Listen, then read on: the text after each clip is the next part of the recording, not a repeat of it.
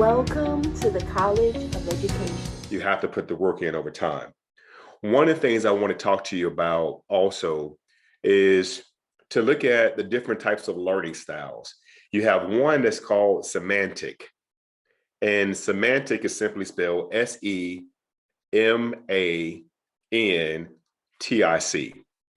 Mr. Morris, if you can give me accessibility to be able to write on the screen, I could. Yes, So sir. You should have access shortly. Okay, so the semantic side is how you understand the facts and how you understand the rules of mathematics.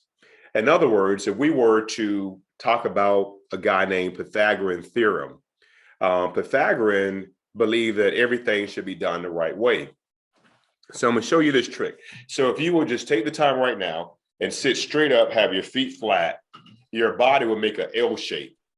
At the bottom part of that L shape, where your stomach will touch your thighs, you go out and down, you will have what we call a 90-degree angle. In order for you to understand that 90, you cannot use Pythagorean unless you're dealing with a right triangle. So the first thing I say is sit upright.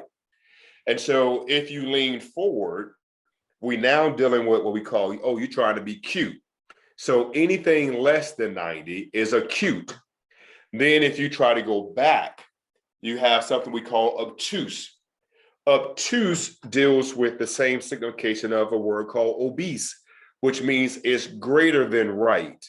So when a physician examines someone and they say that you're a little bit obese, that means that you're above the standard average, which makes for a healthy diet. Now, I've got my BMI, body mass index, checked out, and they tell me right now, my little thin self, they said I'm 15 pounds overweight. So that becomes something subjective. That's not always the case. But with math, math is true to form. If you understand the semantics, which is the facts and the rules, you will have no problems discovering how math is to be performed. So I'm going to go ahead and share my whiteboard. Pardon my handwriting. I don't have the best handwriting. I write like I draw. I like art. So the art behind me is my artwork, right? So when we're looking at semantic, the semantics is going to, again, is based upon you knowing your facts and your rules. We have a thing called episodic, and episodic is going to deal with your memories from personal, I would call personal life experiences, personal life, and then I'll just put EXP for your experiences. And then we have what we call procedural. And so our procedural is going to deal with the process in which you are to do something. Procedural, okay? It's like riding a bike or you're typing on a keyboard. It's the procedure in which you're doing. It's no different than utilizing a calculator. It's a procedure in which you have to put the equation in there and then make sure that you push the equal sign, and then the equal sign is going to give you that sense of balance and let you know exactly what is taking place. So we have semantics, facts and rules. Episodic is the personal life experience, and then the procedural. And that's such as riding a bike or using a calculator. Now, when I teach my students, I always try to give them all three. You have to know the rules, you have to take personal life experiences, and then you take the process of doing it in order for you to do well. One of the things is, it's like, for instance, when you're getting ready for the exam, if we start talking about how do you find the area of a square, what happens is you have to know what the word area represents. So if we have this square, it looks more like a rectangle, and we're looking at the word area, vocabulary is going to be essential. So one thing that you have to do is retain the essentialness of the terms. So if I use area, that's the inside. So we use what we call indicator lights. Okay, so area equals, immediately some people say a length times width. No, is simply side squared if you're dealing with a square, because all the sides are indeed the same. And so this is looking for a square. So we have this. If we were to look at the perimeter, the word perimeter, which you will see on the test, perimeter, can be a synonym, perimeter, okay, can be the same as your border. So it's going to serve in a capacity, perimeter, as a border, which means the same. So if they had a word problem that deals with you're doing a planting box and you want to find out the border, you must know that the border represents a perimeter, and a perimeter is simply 2 lengths plus 2 widths. Or you can go perimeter equals L plus L plus W plus W. All right. So I want y'all to have that basic understanding. Now I'm going to get into my lesson. The beautiful part about math is being able to take what we call the episodic lifestyle. And it's like right now, wherever you're learning, I want you to think about the size of the room that you're in right now. If most rooms are of a rectangular shape, first of all, you have to know what a rectangle is. So if we're trying to find the area of the room, let's say, for instance, somebody's going to come in and they're going to lay tile. The reason why it's important for you to understand the formula of finding the area of that room is because there's going to be a fee associated with what they call per square feet or per square foot of that room. So let's work this out together. So let's say the gentleman comes in, he's charging us $4 a square foot to tile this room. And that's including labor and material. So the room is a 10 by 12.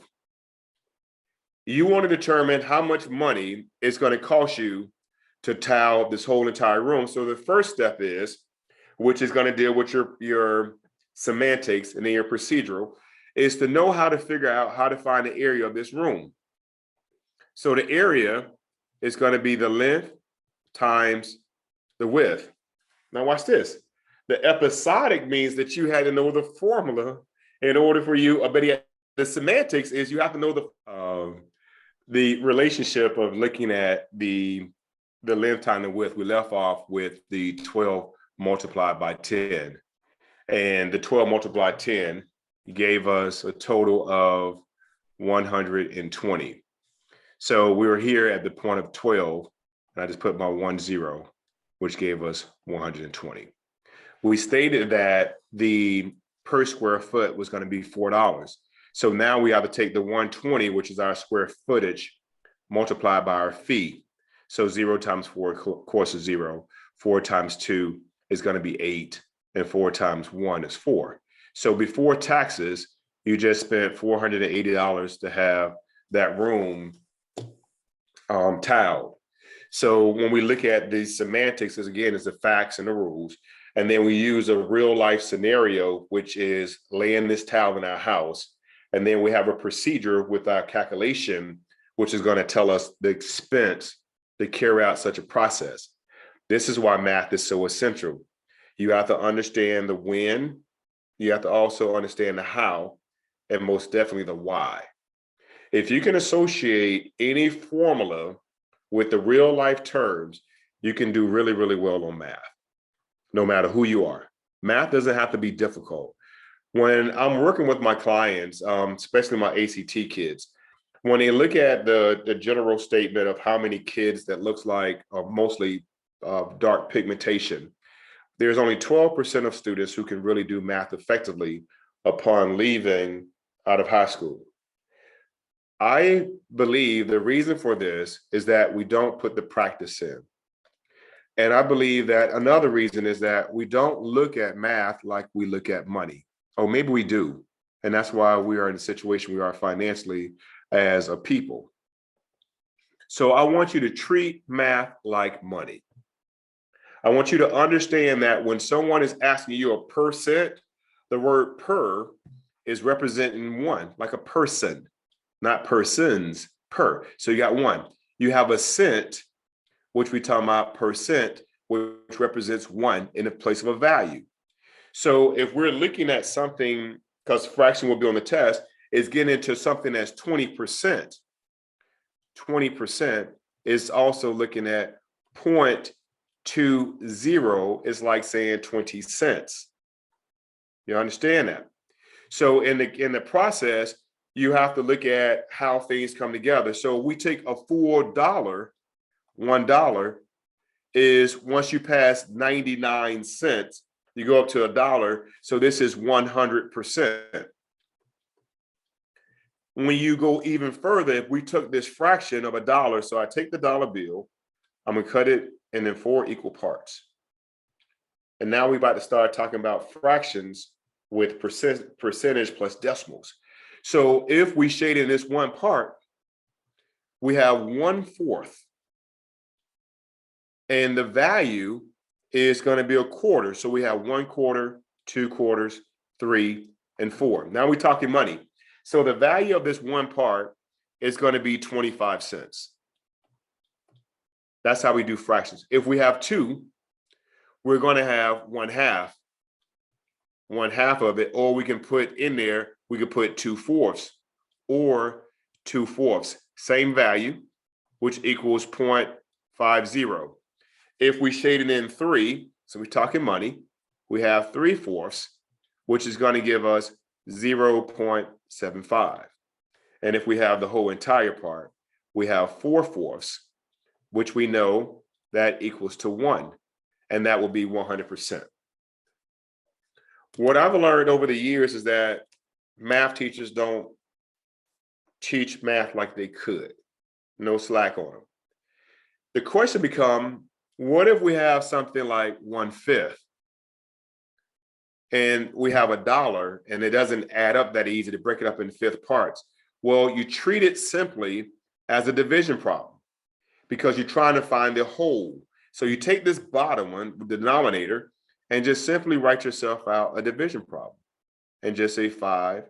How many times are you going to go into 1? Add your zeros, 100%. 5 cannot go into 1, so we got 0. We know 5 can go into 1.0, 0.2 times. So now we have 5 times 2 is 10. We left over with 0. 5 cannot go into 0. So that comes out to be 0.20, which is 20%. All you do is take the bottom one and try to see how much it goes in the top one. Okay? And that's get into percentage. We become so afraid of percentages that it kind of make me wonder why. But when you think about going out to dinner and you leave what we call gratuity, which is the same thing as a tip, you want to look at the total price. And then let's say that the check was, let's say $90. And I want to leave a 10% gratuity. There's 2 ways to do this. First of all, I would want to find what is 10% of 90. So I multiply that by 10. But if I want to go ahead and save myself a step, all I have to do is take 100% of the total bill and multiply that by 1 times 0.10. And I just eliminated a step. I just totally eliminated a step because it's going to come out to be the same way. What happens a lot is students have a tendency to say, let's just do it the long way. So we have $90 bill. I'm going to leave a 10% tip. So that means you got to multiply by 10%. We just learned how to do percentages. So then we know that that's going to wind up being 9. So 90 times 0.10 will put me at 9.00, right? So that's $9 is 10% of 90. Then I got to come back in there and then I said, okay, well, it's 90 for my check, my bill. I got to add $9 back to it. So now I'm leaving this waitress $99. And I hope y'all tipping more than 10%. That's tithe, that's church. You go to a restaurant, you give 18 to 20%. Let's stay home. I'm just kidding. But the short way is if you just put a 1 in front of the number, you're going to get the same answer, which would be 99. This 1 is 100% of the cost of your bill. The 10 is the additional what you left for the tip. So just save a step, put a 1 in front of that number, and your checkbook come out clear, or better yet, the check that comes out, you can go ahead and pay it out because you know exactly how much you owe and save 1 step. So take your little phone out, 1.10 or 1.19, multiply by the amount on the check, and then that saves you a whole step. Do we have any questions? Ms. Rashida Thomas, you understand that process? We good? Ms. Kendall Williams? Good. All right, making sure we good, y'all. I know I can go kind of a little fast. Ms. Amaya Thompson, you good? Faith, you all right? Yes, sir. All right, Keandra Merritt, you good? Yes, you kind of blew my mind with eliminating the steps. So now I'm just like, they ain't teach me that part. But Exactly. yeah. That's why I'm doing what I do, you know. All right. And Zakaria Richardson, your name look familiar. You look familiar to me, girl. You look, hey, Zakaria. You got the same last name I have, you know what I'm saying? I might know you. All right. So the beautiful part about how we do math is all about patience and about understanding. Like we was jokingly talking about a right triangle. So the geometric shapes are also essential when doing mathematics. One of the things that when we're looking at the circle, because you will have this, and I'm going to only tap and touch on things that I know for a fact that you will have on the test.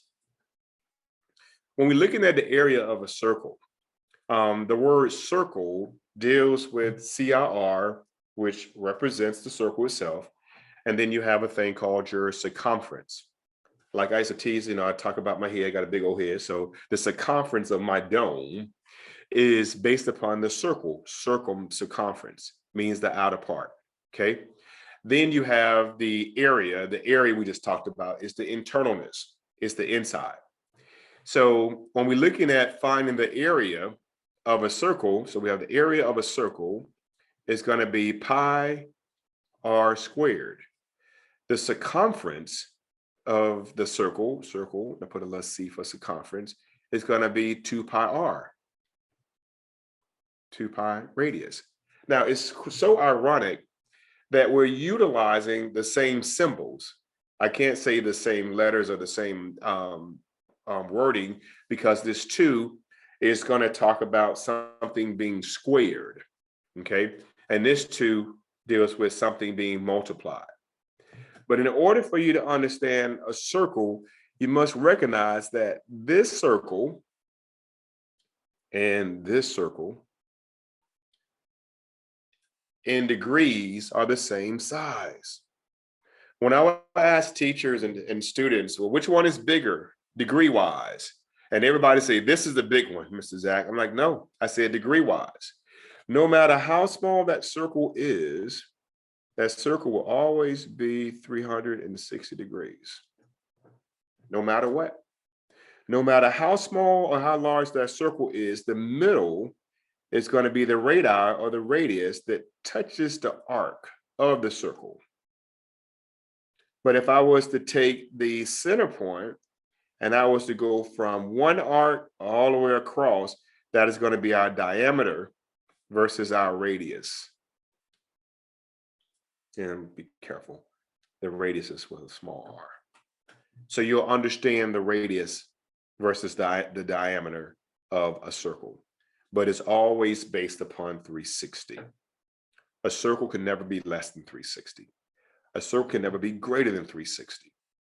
It's no different than, as we're going to talk about our triangles, is that in the interior sides of a triangle, so if we take a triangle, we already talked about this a minute ago, we're dealing with this little square block will always mean that it's going to be a right triangle, okay?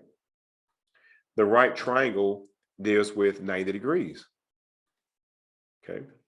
So we know that this, if we take this angle and this angle and this angle here, I'm just going to identify as A, B, and C. we know that the area of a triangle, so we have the area of a triangle, all this added together, is going to be A, be careful with that, plus B plus C. Now, what does that measure? What is all this equal to? That's always going to be 180. No matter what size triangle you have, the area of the angles added together will always be 180 degrees. So if we took this, for instance, and we have our A is 90, we'll know that 90 plus a B plus a C must break it down to 180. So the first thing I want to do is I want to get rid of my 90. So I want to subtract 90 from both sides, minus my 90. It leaves me with 90. So now I know that 90 is whatever B plus C is. One of the biggest errors that students make is that you assume, and we don't want to assume anything. If this line is longer and this is shorter, then B and C is not equal. But if this line and this line are the same, then B and C can be or will be the same angle. So let me explain again. There are only two types of right triangles, okay? We call those a 30, 60, and a 90. And then we have what we call 45, 45, and 90. The reason for this is that you will have to understand that when you add 30, 60, and 90, or 45, 45, 90, they're going to always equal to 180. And then we have to work the problem out in real terms. Okay? All right, check this out. What I'm going to do is I'm going to pull a practice test. And I'm going to be so benevolent that I'm going to make sure that Mr. Morris have a copy of this practice test, and I will share my notes. All right. So what I want to do now is to show you guys, I'm going to take a 70C. Go ahead and cue it up. 70C math. Okay. Notes. Stop share. Okay, so I'm gonna go back. We'll go here. All right, so we're going to take this as an example. All right, and in this situation, I hope you guys can read it. We're going to start looking at how to approach, how to take the semantics, the episodic, and the procedural and incorporate it in this particular problem. All right, so you have to really understand the context clues that you're about to identify before you even get started on solving this particular equation. The understanding of this equation is going to be so important, but you're going to have to know how to articulate what you're reading. So here's what it says. The table below gives the heart rate in beats per minute, BPMs, for 8 participants in a fitness study after each participant completed 45 minutes of aerobic exercise. What is the mean? Now, as soon as you see the word mean, you want to recognize that mean is associated with the word average. So write that down. Mean represents average. No matter what you're doing, mean is representing average, okay? All right, so we know that we have our mean, and then we're going to say mean is going to deal with your average, no matter what you're doing. There are 2 other concepts that I want you to take the time out and go look them up. So you have the mean, we have our mode, and we have our median, okay? Now, it's going to be important for you to know the difference because you're going to see several of these on the exam. So as you're looking at the average, all they're saying to you is like for those who like bowling, we'll use bowling for an example. You take your scores from each game. You then see how many games that you had, and then you add them up, and then you divide by the total numbers. So for this 45 minutes of aerobic exercise, they already did the work for us. So you have 1260, and then you have 8 participants. So it's simply 1260 over 8, or you can say 1260 divided by 8, or that's an OR, or you can have 8 goes into 1260. And once you put it in the calculator, you will then come up with the answer of 157.5, which will give you answer choice C. Okay. Mean is very important. The total, that's the sum. Sum is when you add everything up, get a total. And then you want to be careful with the number of participants, which you knew was 8 participants. Okay. The next one we want to look at is the bottom one, where it says the top surface. Now we're going to get into the geometrics, because on the test, they're not going to have all the algebra, all the pre-algebra, all the geometry in one section. They're going to mix them up. And so you have to be prepared for the mix-up. All right. So for this particular problem, it used the term the top surface of a rectangular table.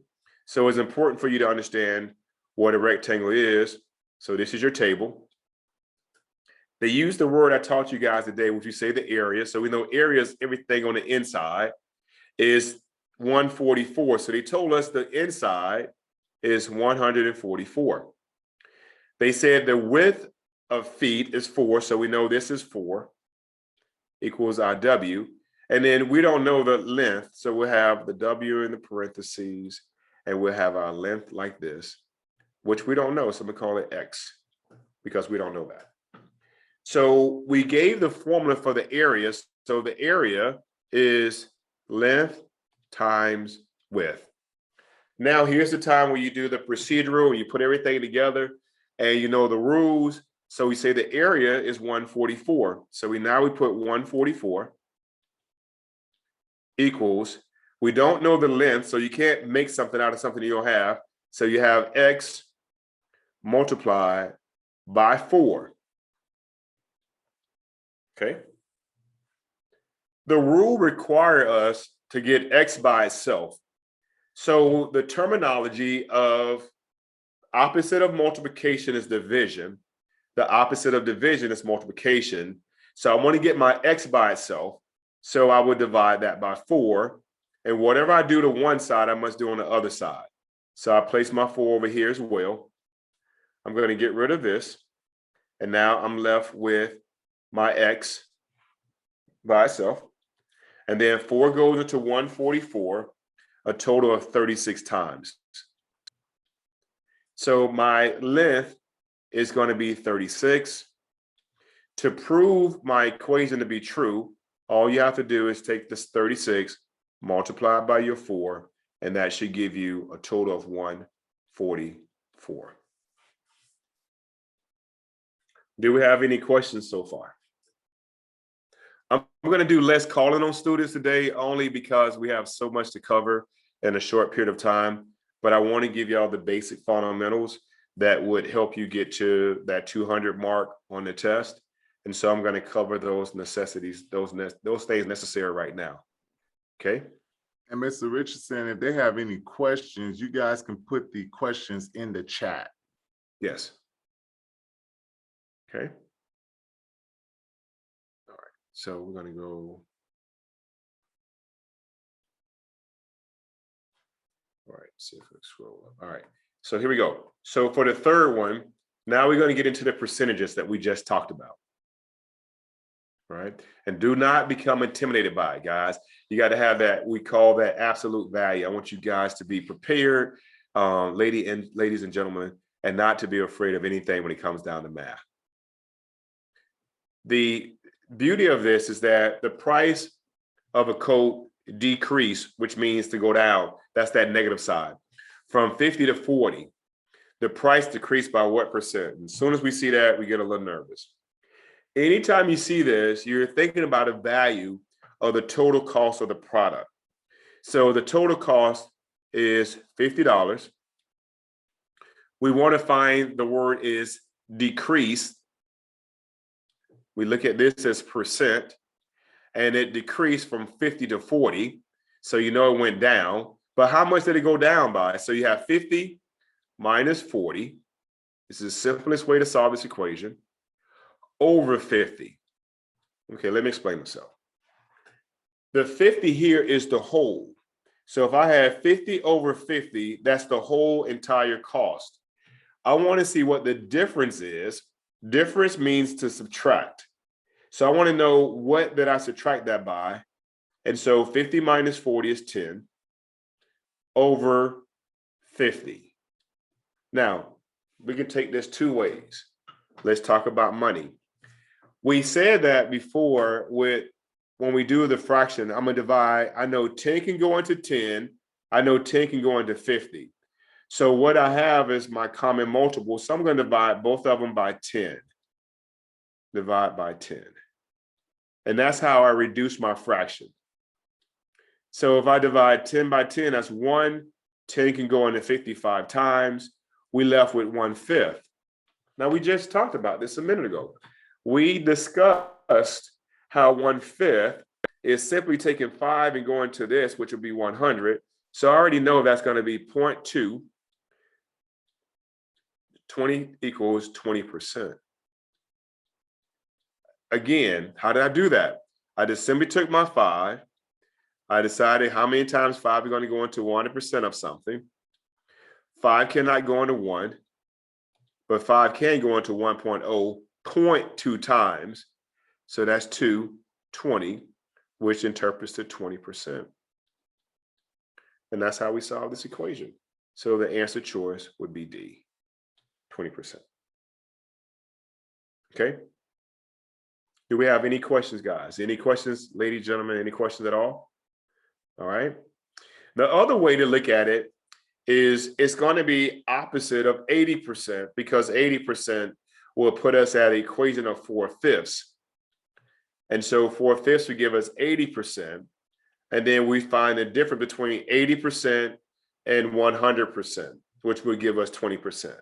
That's another way. Once we determine how much we save, we can take the opposite method, and now we have 80% remaining. Okay, so we clear that. We're going to scroll up. All right, here's the part that I get excited because I love math. I mean, I really love math. The beautiful part about this here is understanding how we're going to look at what we call a probability or proportion problem. All right, I'm going to read a little slow so you can kind of get the gist of it. Chang, a store employer, asked each of his 50 customers. So whenever you start seeing numbers, you want to start drawing. Which one of 4 shirt colors the customers preferred? The number of customers who preferred each color is given in the table below. So what's essential is the color and the number of customers. Now, this is the preliminary, which pre means to be before something. And this is where we're going to try to dissect it in this area, because this stuff right here is the most important part. This is good stuff to know, as we were talking about how the 3 parts of learning work. But what is most important is what he's asking now.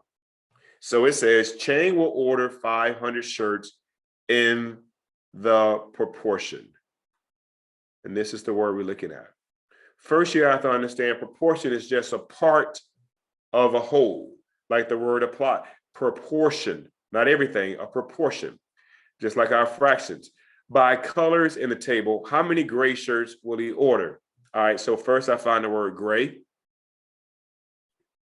I know we have 8. And then the total, I know we have 50. And so what I'll break it down is 8 over 50.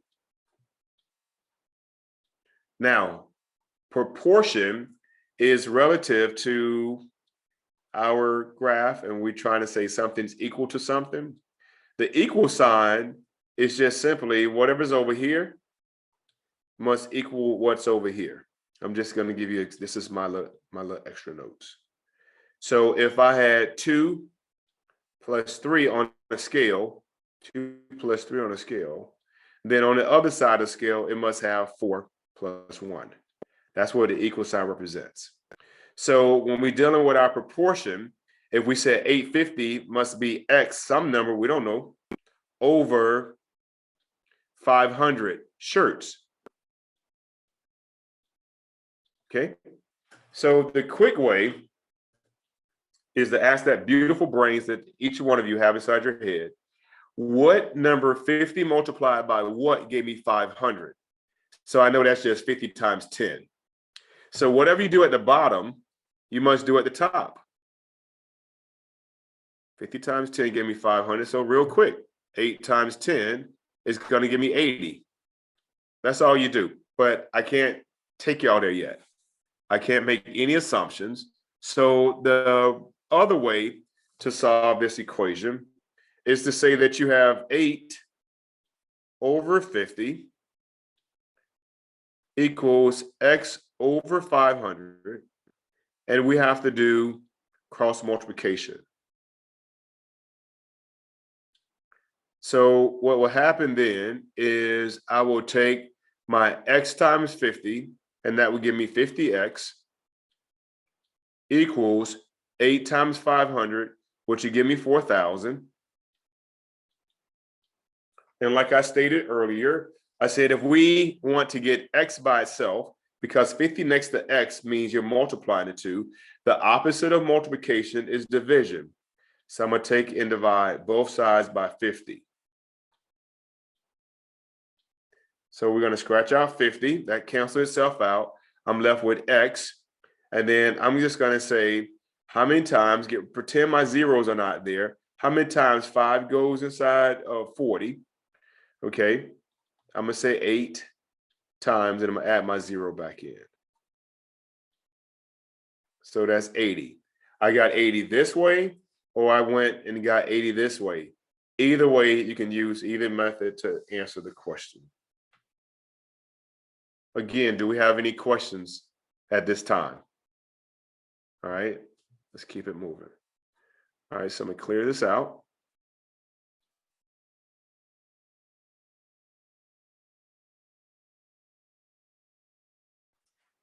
We're gonna go up. Now, back to what we were talking about before, which we got into the process of understanding synonyms. And synonyms are words that can be utilized to replace another word because they have the like meanings. So in knowing that, we will take Belinda plans to do this border box, right, in the garden. Let's move this up some. So Belinda plans to use landscape and timbers to build a border. So we talked earlier that on the test, they'll try to trick you. The word border is no different than the word perimeter. And that's simply the outer edges, perimeter. And we also said the formula for perimeters equals 2 lengths plus 2 of your widths. So I like for you to take the time out and maybe sketch out what that looked like. So we're gonna put this sketch in effect. And they said she has an 8 by 12 foot rectangular garden. So we know this is our 8, this is our 12. The question goes on to say that to determine the number of timbers she needs, she must calculate the perimeter. So the perimeter is no different than border, but they want to trick you. But they're cousins, they're cool cousins. What is the perimeter in feet of the garden? You have 2 ways to solve it. You take the 8, 12, and then because you have a rectangle, put 12 here, and you put 8, and then you go around and add them all together, okay? Or you can plug in for your length 12 here, and plug in 8 here, and then you calculate it. So you have 2 times 12 is 24. The same thing here. 12 times 2 is 24. And then you can play 8 times 2, which would be 16, or 8 plus 8 is 16. You add them together and you get 40. And so your answer choice would be C. Okay. Now, we always like to joke around and say reading is fundamental. But like question number 6, this is where a lot of teachers or a lot of folks who want to become a teacher struggle, because they put a lot of stuff in there to try to throw you off. So I'm going to show you the simplest way to understand what they're trying to do to you, right? At Nikki's Necklaces. So as soon as you have Nikki Necklaces, you want to think about a place that where you may go buy products from, whether you like to get your nails done, eyelashes, hair, whatever you're purchasing. Picture that thing in your beautiful brain of yours. Okay, try to get an idea. They use the word total, which is going to be on the other side of equal sign. The total production cost to produce necklaces consists of an operation cost. Operation cost. So you have to understand the language of $300 per day. So before you make $1, you're paying $300 per day, plus a material cost of $10 per necklace produced. Now watch how simple this becomes. If you know that you have $300, don't let it trick you guys. And then they use the word plus. Plus. So all you do is put a plus sign. Then they said a cost of 10, that's $10. Per, we told you, I said per is once, per each necklace. So all you do is put the 10 in this per necklace, so there's only one N, go in this bracket, and that's what we have. That's it. The one thing that you have to understand is that no matter how you write a plus, you can switch it around. It's going to be the same thing because you're adding. So if I said 4 plus 5, it's no difference than 5 plus 4. If I said 4 plus 5n, it's no different than 5n plus 4. So my 10n can also be plus 300. Okay, but it can never be 300n because that'd be 300 times the necklace, and the necklace only costs $10. So immediately, if you see that, you can get rid of this. You can get rid of this. Process of elimination. You're not taking off 300. No one's going to give you the rent for free. So you know this is wrong. No one said anything about being a negative $10. So without even knowing the equation, which I didn't want to get into that right now, but you can pretty much solve an equation by knowing what it's not.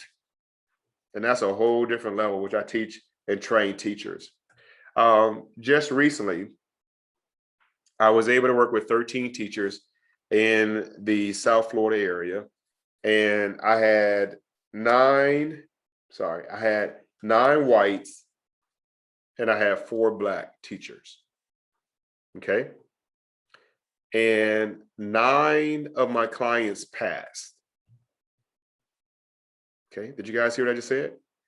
9 passed out of 13, which mathematically that's about 65% when you break the fraction down. The question becomes naturally, and I tried this earlier with a group of kids, a group of students. I said, so who passed? And the assumption was, you said that you had 9 white teachers, and you have 4 Black teachers, and you had 13 teachers total. So the assumption was all the whites passed. I didn't say that. I said I had 9 to pass, and 4 did not pass all the subject areas of the exam. But the assumption, they must have all been white. I didn't say that. But sadly to say, they were all white. I was frustrated. I was frustrated because I understood through the process of teaching, if we don't make time to practice, I'm gonna keep going back to that. You're wasting time. And in order for you to have time prosperity, which we talked about during our English part, time prosperity is the ability to get things done without feeling rushed.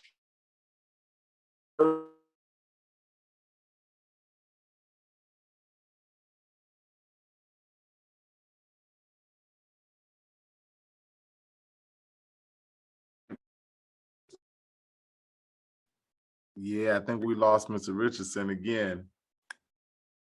Ah.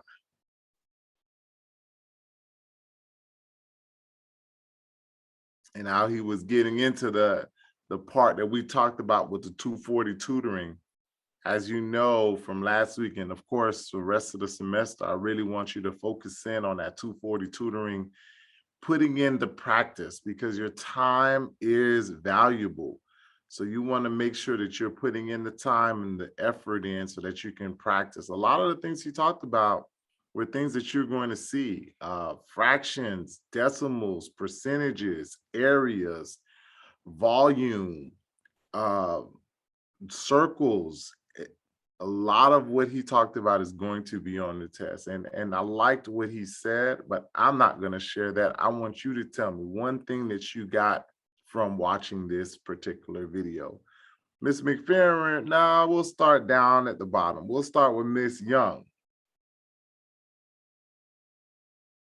I was writing down what he was saying before he cut off, but I liked the method that he used for probability, and also the method he used for finding your tip, like the total that you'll be making.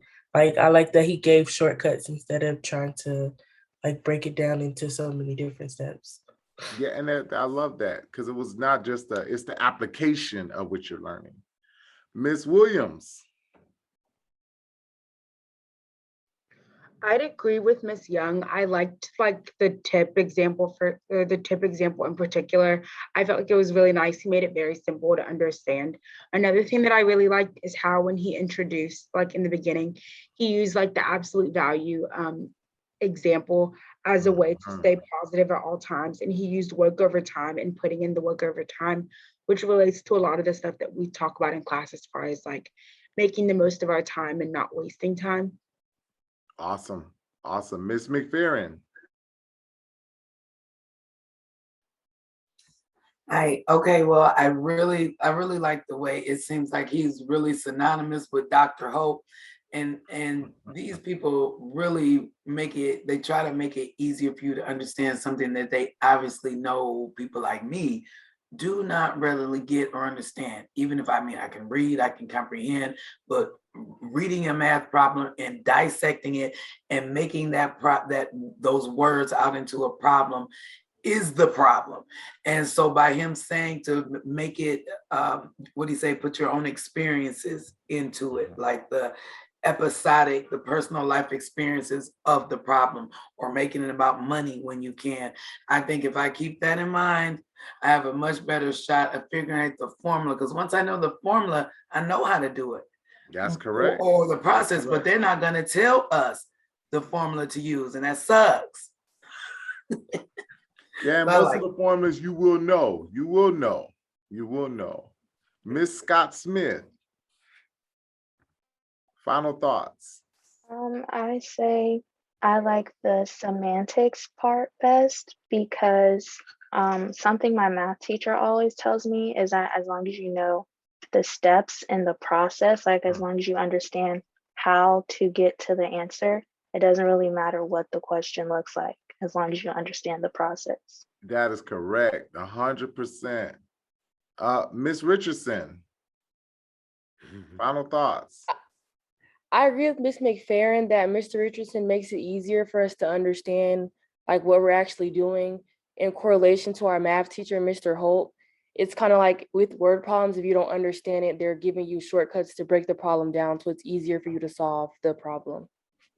And see, this is another, I love that, because this is another reason why I want you guys to take the test sooner than later, with workshops like this and with Dr. Hope's class, if you're taking the math class, the sooner you can get that information out, it connects to the GK. So we want you to use that information sooner than later. Miss Thomas. I like the fact that he drew out most of the word problems instead of actually reading it. He actually wrote it out. So that helped me visualize it. Love it. And then you could do the same thing on your test. You know, have your paper out, write it out, draw it out if you need to, so that you can further understand and again, break down the problem if you need to. Miss Thompson. I thought today was helpful. Word problems have always kind of been like a struggle for me. So it was real helpful just seeing like the different ways to work out the problems. Love it. Love it. And Mr. Richardson, I'm going to give you the final thoughts. What is your final thought as we close out today's session? My final thoughts, I'm going to call Comcast and cuss them out. No, I'm just kidding. I mean, because they charged me $200 a month and they try to embarrass me right now. So if I add that up by 200 times 12, good. We're using semantics and the episodic and the procedural, but there's no competition. So you're in a monopoly. It's been monopolized. So I don't have to deal with them until I get on a bigger scale. But my final thoughts, guys, is like we were saying before. If you want to become an excellent math student, break down 1 hour. And like we talked about money, you have 4 quarters in an hour. And so you have these 15-minute increments. If you would just spend 15 minutes 4 times a day, just going over concept and not be afraid to make a mistake, and then apply your episodic and your procedural to math, you will start to love it. Just like we love money. I don't dare say treat math like your money, because looking at the data and the statistics, we as a people are not doing well financially. But I would tell you that whenever it comes down to a problem, treat it like money itself in the concept of the power of the dollar. And when you understand your money, you will better understand math. And so I challenge you to spend less and put away a little bit more and spend more time doing the practice of mathematics and understand the language. And so that's what I'll leave you guys with today. Being that I won't see you until the next semester, I always like to close out with sending positive energy and just sharing a quick story. The story is, if you want to do well, you got to practice. It's a simple act. You pull the act out of practice and you're left with the price, which is a cost. What price are you willing to pay to be great? And so again, your absolute value requires you to stay positive. And that's all I have to say. And get it done. Don't wait. Don't procrastinate. Get it done now. Take the test now. The further away you are, the harder it is to pass.